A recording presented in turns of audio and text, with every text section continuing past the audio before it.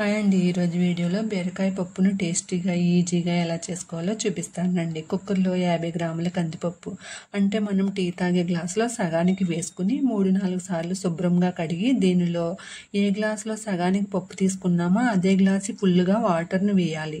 అంటే వంతుకు 2 వంతులు చొప్పున వాటర్ను వేసుకుని కుక్కర్ మూత పెట్టి 2 విజిల్స్ వచ్చే వరకు ఉడికించాలి. ఆవిరి పోయిన తర్వాత మూత తీసి దీనిలో 1 కప్పు అంటే 100 గ్రాములు బీరకాయ ముక్కలు, 50 గ్రాములు అంటే 1 టమాటాను ముక్కలుగా చేసుకుని వేసుకోవాలి.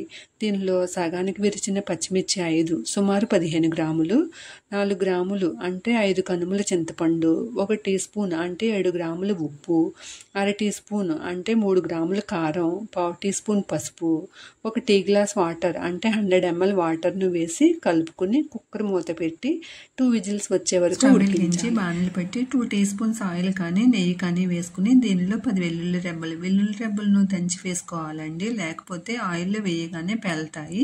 దీనిలో కొద్దిగా మెంతులు వేసి వెల్లుల్లి రెబ్బలు రంగు మారే వరకు వేయించాలి. దీనిలో 1/2 టీ స్పూన్ జీలకర్ర, 1/2 టీ స్పూన్ వాంటాలు లేకపోతే ఆవాలు కూడా వేసుకోవచ్చండి.